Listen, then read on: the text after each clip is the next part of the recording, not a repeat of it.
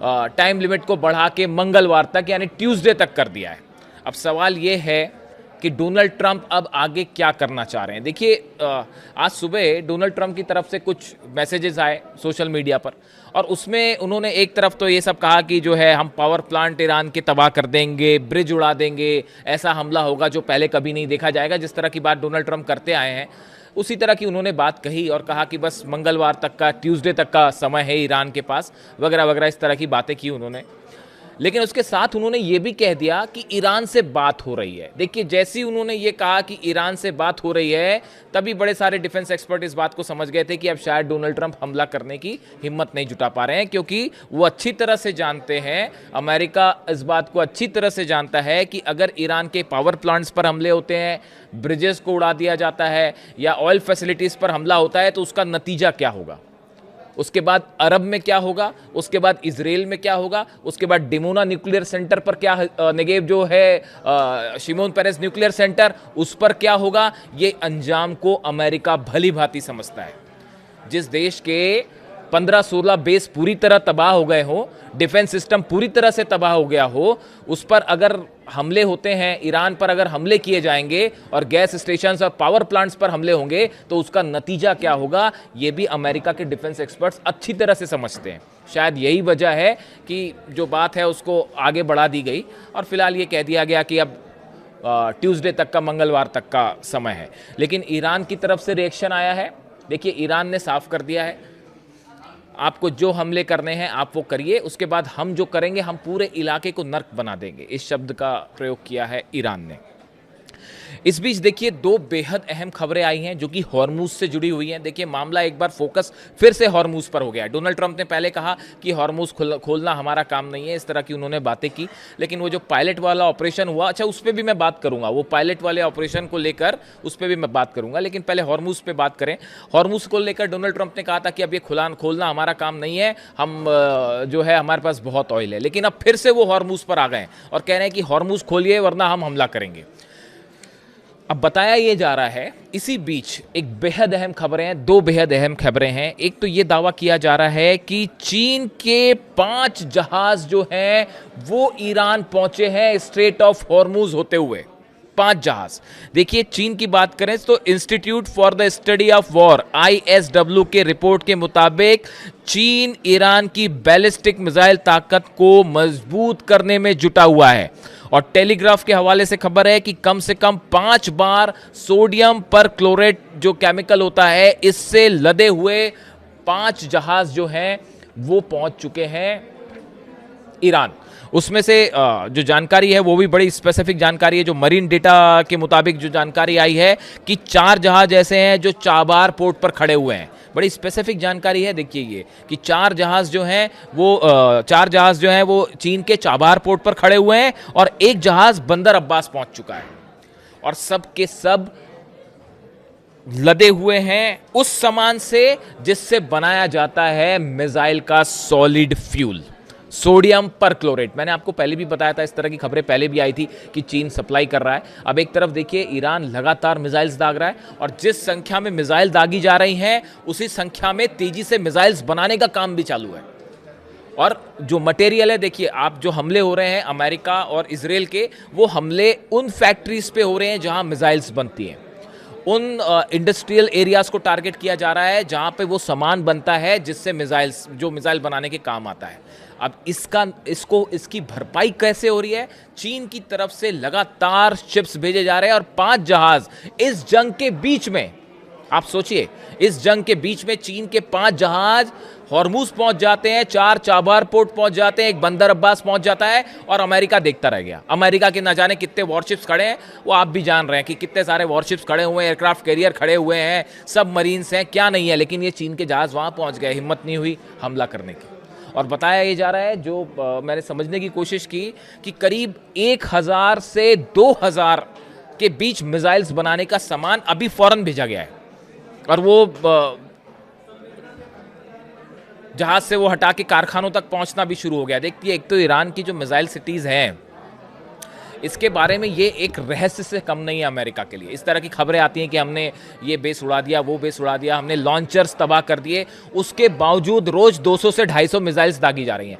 किसी तरह से नंबर्स में कमी नहीं आ रही है। अब तो अमेरिका जो है, बड़े सारे एक्सपर्ट्स कहते हैं कि अमेरिका बस इसी इंतजार में बैठा हुआ है कि भाई इनकी मिसाइल्स खत्म कब हो। मैं आपको एग्जैक्ट नंबर बताऊंगा कि क्या एक्सपर्ट्स मान के चलते हैं कि कितनी मिसाइल्स हैं ईरान के पास और कितने वक्त तक जंग लड़ सकता है। अभी जो फिलहाल खबर है कि करीब 1 से 2,000 मिसाइल्स बनाने का सामान जो है वो सोडियम परक्लोरेट भेज दिया गया है, और जिससे तेजी से मिसाइल्स बन रही हैं। ड्रोन तो बन रहे हैं, वो अलग बन रहे हैं। वो 200 से 250 ड्रोन रोज बनते हैं। अंडरग्राउंड बड़ी सारी फैसिलिटीज़ है ईरान की, और वो लगातार बनते हैं और सप्लाई भी हो रहे हैं। तो एक तरफ हमले भी हो रहे हैं, दूसरी तरफ सप्लाई का काम भी चल रहा है। वो मिसाइल सिटीज़ की तस्वीरें देखी होंगी आपने। तो देखिए, एक बड़ी मदद हो रही है सीधा इस जंग के बीच में चीन की तरफ से। खबरें तो इस तरह की भी हैं कि कई जो मिसाइल्स ऐसी हैं जो फायर की गई जो बिल्कुल चीन की टेक्नोलॉजी पर आधारित हैं। इस तरह की भी खबरें हैं। अब इसके अलावा देखिए, ये जो जहाज़ जो आए, ये जहाज़ जो है ईरान शिपिंग लाइंस IRISL से जुड़े हुए ये जहाज़ हैं, जो कि संभवतः या तो समुद्र में चीज़ें ट्रांसफ़र की गई कि ईरान का जहाज़ कहीं समुद्र में आता है, या फिर चीन के जहाज़ हैं, चीन का फ्लैग लगा हुआ है इसलिए उसको अमेरिका ने उसको निशाना नहीं बनाया। एक तो डोनाल्ड ट्रंप चीन जाने वाले हैं, इस तरह की प्लानिंग कर रहे हैं। शायद वो ये सोचते हैं कि चीन जाके ही ईरान को किसी तरह से काबू में किया जाए, और इस तरह की भी कोशिश हो सकती है। तो चीन के जहाज़ पर तो हमला करने की कोई संभावना ही नहीं है, ये हम हिम्मत कतई नहीं करेंगे डोनाल्ड ट्रंप। तो एक बात ये हो गई। इसके अलावा एक और बेहद अहम खबर आई है, जो कि खबर है नॉर्थ कोरिया से जुड़ी हुई, किम जोंग उन से जुड़ी हुई। बार बार ये पूछा जा रहा था कि भाई किम जोंग उन की एंट्री कब होगी, क्या किम जोंग उन जो है किसी तरह की मदद कर रहे हैं, इस तरह की बात आई है। अब देखिए, एक खबर सामने आई है, जेरूसलम पोस्ट ने ये खबर छापी है, और खबर किसके हवाले से है? ब्रूस बेक्टल हैं, ये प्रोफेसर हैं, professor of political science in the department of security studies at Angelo State University in Texas में ये प्रोफेसर हैं। इनका कहना ऐसा है, इन्होंने ये दावा किया है कि North Korean intermediate range ballistic missile यानी IRBM with a range of 2500 to 4000 kilometres range जो है ये प्रोवाइड की गई है ईरान को। देखिए, ये बेहद बड़ा दावा इन्होंने किया है। North Korea is the seller and Iran is the buyer. ये ब्रूस बेक्टल जो है, इनकी तरफ से ये बात कही गई है। अब इनका कहना ऐसा है, जो इन्होंने दावे किए और जो खबरें हैं आगे, कि डिएगो गार्सिया पर जो 2 मिसाइल्स फायर की गई थी ईरान की तरफ से, दोनों IRBM थी, intermediate range ballistic missiles fire की गई थी। इनका दावा है, जो ब्रूस बेक्टल हैं, ये वॉर एक्सपर्ट्स भी हैं, पॉलिटिकल साइंस के प्रोफेसर भी हैं, ये नॉर्थ कोरिया और उससे जुड़े जो मामले हैं उसके अच्छे खासे जानकार माने जाते हैं। इनका कहना ऐसा है कि ये जो दोनों IRBM फायर हुई डिएगो गार्सिया पर, ये प्रोवाइड की थी नॉर्थ कोरिया ने। अब ये कब प्रोवाइड की गई, इसका एग्जैक्ट टाइमलाइन सामने नहीं है। या तो वो टेक्नोलॉजी प्रोवाइड की गई और उस पर मिसाइल्स बना के फायर की ईरान ने, और या फिर सीधी सीधी मिसाइल्स दे दी गई। देखिए, वो ये भी कह रहे हैं, he added that Iran's new Shahab 3 missile is almost an exact copy of the North Korean Nodong. जो नॉर्थ कोरिया की नोदोंग मिसाइल है, जो शहाब 3 मिसाइल है ईरान की, वो एग्जैक्टली वही टेक्नोलॉजी पर काम करती है जो नॉर्थ कोरिया की नोदोंग मिसाइल पर काम करती है, जो उसी की तरह है। और ये अब दावे हो रहे हैं। देखिए, ये दावे कब से होने शुरू हुए? जब से ये अमेरिकन प्लेन्स गिरने शुरू हुए। लगातार जो है F-16 गिर रहे हैं, F-35 गिर गया, F-15 गिर गए, लगातार हर्मीज ड्रोन गिर रहे हैं, I-130 जो एयरक्राफ्ट कैरियर्स हैं, C-130 है, वो गिर रहे हैं, ब्लैक हॉक हेलीकॉप्टर्स गिर रहे हैं। तो अचानक ये हड़कंप मच गया पेंटागन में और अमेरिका में कि भाई ये हो क्या रहा है, ये अचानक ये प्लेन्स गिरने कैसे शुरू हो गए, और वो भी पिछले 7 से 8 दिनों के अंदर। अब जब ये लगातार जहाज़ गिरे, अमेरिका के प्लेन्स गिरने शुरू हुए, तब ये बात शुरू हुई कि भाई आखिर ऐसी क्या टेक्नोलॉजी अचानक ईरान के पास आ गई कि ये प्लेन्स गिरने शुरू हो गए। उसके लिए मैंने आपको माजिद के बारे में बात की थी कि कैसे इंफ्रारेड टेक्निक का इस्तेमाल करके, और ये भी कहा जा रहा है कि चाइना की तरफ से मदद की जा रही है, और मल्टी लेयर डिफेंस सिस्टम है, इसको लेकर भी स्टडी शुरू हुई, रिसर्च शुरू हुई। और साथ ही साथ ये भी पता लगाने की कोशिश हुई कि भाई ये जो मिसाइल्स फायर हो रही हैं, ये इतनी एक्यूरेट मिसाइल्स कैसे फायर हो रही है। UAE के इंडस्ट्रियल सेक्टर्स जो हैं वो जल रहे हैं, सऊदी अरब पर हमले हो रहे हैं, बहरीन पर हमले हो रहे हैं, और कई हमले तो इतने एग्जैक्ट थे कि जिससे पूरा अमेरिका हैरान है, दंग है। मैं एक्सपर्ट्स की बात कर रहा हूं, मैं पॉलिटिकल लीडरशिप की बात नहीं कर रहा हूं, मैं डोनाल्ड ट्रंप और JD वेंस और मार्को रूबियो की बात नहीं कर रहा हूं, वो तो जो है पॉलिटिकल मामला है। मैं एक्सपर्ट एक्सपर्ट्स की बात कर रहा हूं, जो डिफेंस इंडस्ट्री से जुड़े अमेरिकन एक्सपर्ट हैं। मैं आपको एक दो हमले का जिक्र मैं कई बार करता हूं। देखिए, बहरीन में एक जगह हमला होता है और ऐसी एक हमला बगदाद में हुआ, जिसमें जिस बिल्डिंग को निशाना बनाया गया, हाई राइज बिल्डिंग, उसके 17वें माले पर 17वें मंजिल पर जो है अमेरिकन सोल्जर्स और कुछ अधिकारी रुके थे। उस पर स्ट्राइक हुई और वो 20 मंजिल वाली बिल्डिंग में वो 17वें माले पे एग्जैक्ट स्ट्राइक होती है। इतनी सटीक स्ट्राइक ईरान ने जब करी तो अमेरिका के होश उड़ गए कि भाई ये हो क्या रहा है, इतने सटीक हमले कैसे हो रहे हैं। थार्ड तबाह है, पेट्रियट तबाह है। ये अरब देशों के पास जो है करीब 2200 पेट्रियट मिसाइल्स थी ये जंग शुरू होने के बाद, अब वो सिर्फ 400 बची हुई है। ये ईरान की तरफ से जो हमले हो रहे हैं, आपको क्या लगता है कि बस ये हमले हो रहे हैं? जी नहीं, बड़ी प्लानिंग के साथ हमले हैं।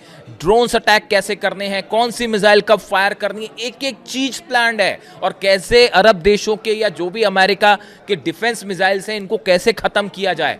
वहां जो इजराइल में आयरन डोम है और एरो जो है, बताया जा रहा है कि वो 80% मिसाइल्स खत्म हो चुकी हैं, सिर्फ 20% बची हुई है।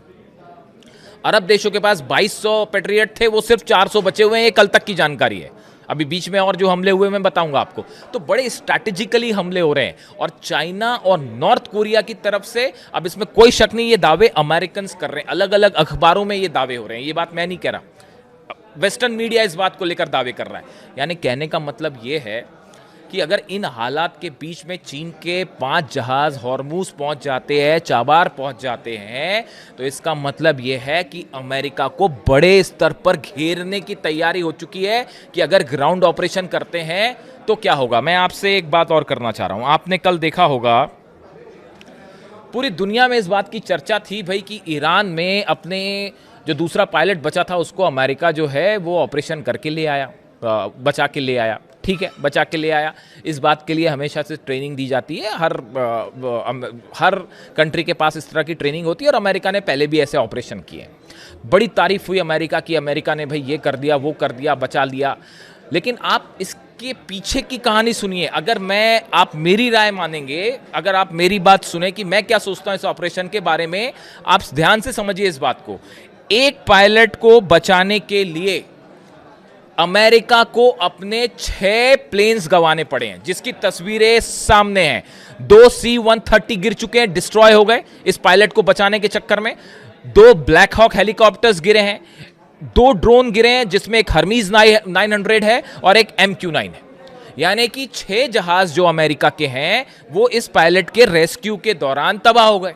अगर अमेरिका के एक पायलट को बचाने में, जो कि ईरान की धरती पर था, उसे बचाने में अगर अमेरिका के 6 प्लेन तबाह हो गए, तो आप सोचिए कि अगर अमेरिका के 1000 सोल्जर्स उतरते हैं ईरान की धरती पे और उन सबको घेर लिया गया, तो फिर वो 1000 सैनिक या 2000 या 3000 जितने अमेरिका भेजेगा, उनको कैसे बचाएगा अमेरिका, और उनको बचाने के लिए कितने जहाज लगेंगे। जरा सोचिए इस बात को।